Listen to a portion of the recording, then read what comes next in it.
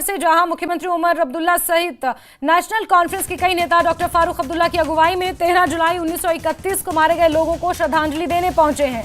नेताओं ने सभी की कब्र पर फूल चढ़ाकर श्रद्धांजलि दी है। फारूक अब्दुल्ला के साथ मुख्यमंत्री उमर अब्दुल्ला और उनके सलाहकार नासिर असलम वानी और मंत्री सकीना इत्तू भी मौजूद थी। 13 जुलाई 1931 को डोगरा राजशाही के खिलाफ विद्रोह पर 22 लोगों की हत्या की गई थी, जिन्हें नेशनल कॉन्फ्रेंस और वहां की कई क्षेत्रीय पार्टियां शहीद बताती हैं, लेकिन बीजेपी उन्हें लुटेरा और गद्दार कहती हैं। ऐसे आयोजनों का विरोध करती हैं, जिसके बीच आज मुख्यमंत्री उमर अब्दुल्ला और फारूक अब्दुल्ला यहां उन्हें श्रद्धांजलि देने पहुंचे।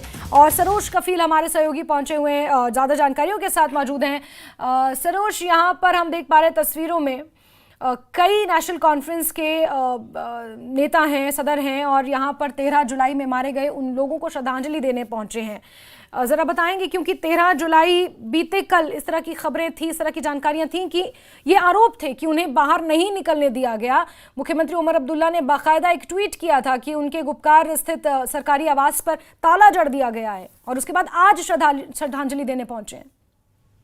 बिल्कुल सही कह रहे हैं आप। और देखिए, खाली न सिर्फ सीएम उमर अब्दुल्ला, तमाम पॉलिटिकल पार्टी जो है यहाँ पे, भले फिर वो अपनी पार्टी हुई या पीडीपी हुई, उनका भी यही था। एक्स पे पोस्ट किए थे उन्होंने कि उनको भी कल घर में बंद रखा गया है। देखिए, आज अभी कुछ देर पहले उमर अब्दुल्ला जो है वो यहाँ मज़ार शोदा पे पहुंचे, और इनके साथ सकीना इत्तू भी थी। आपने देखा होगा दृश्यों में स्कूटर पे आई है वो, और साथ ही साथ उनके एडवाइजर्स और कुछ एमएलएज थे। तो देखिए, अभी उमर अब्दुल्ला जब मीडिया से बात कर रहे थे तो इन्होंने वाजे किया, कहा कि हमें कल से नजरबंद रखा गया था, और उसके चलते हुए आज हमने बिना बताए हुए सिक्योरिटी को या जम्मू कश्मीर पुलिस को, जब हम यहाँ की तरफ पहुंच रहे थे तो नौहट्टा एक एरिया है, आप खुद जानते हैं, जहाँ जामा मस्जिद है, वहां पर इनको रोक दिया गया पुलिस की तरफ से, और सीआरपीएफ का भी एक बंकर लगा दिया गया ताकि ये लोग मज़ार शोदा ना पहुंच पाए। लेकिन उसके बावजूद भी सीएम उमर अब्दुल्ला पहुंचे, और उसके बाद इनका कहना है कि आप क्लेम करते हैं कि यहाँ पर सब कुछ ठीक है, अगर हालात ठीक है तो फिर हमें ये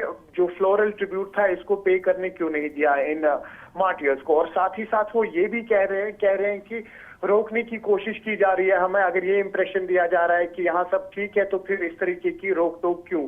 और कोई भी कॉन्स्टिट्यूशन ये अधिकार नहीं देता कि अगर हमें कहीं जाना है, किसी को खराज अकीदत पेश करना है, तो इसमें हमें रोका क्यों जा रहा है, ये हम समझना चाह रहे हैं।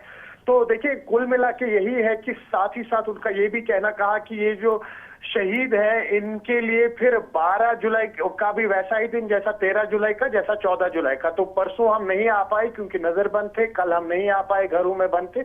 आज हमने डिसाइड किया कि हम यहाँ पे पहुंचेंगे और इनको खराज अकीदत देंगे। और उसी के चलते हुए सीएम उमर अब्दुल्ला के साथ साथ डॉक्टर फारूक अब्दुल्ला भी थे, और उनके कुछ एमएलएज भी थे जिन्होंने आज यहाँ पर इनको खराज अकीदत पेश किया इन मार्टियर्स को। बिल्कुल बिल्कुल सरोज, और जम्मू कश्मीर की राजनीति में ये एक अहम मुद्दा है कंटेंशन का, विपक्ष और सत्ता पक्ष के बीच में, और ना जाने कब तक ये इसी तरह से चलता रहेगा, क्योंकि इसको लेकर चाहे सार्वजनिक छुट्टी की बात हो, इस बार तो छुट्टी इसलिए टल गई क्योंकि संडे था, लेकिन हर बार छुट्टी को लेकर भी गेस्टेड हॉलिडे होनी चाहिए या नहीं होनी चाहिए, इसको लेकर भी विवाद होता रहता है।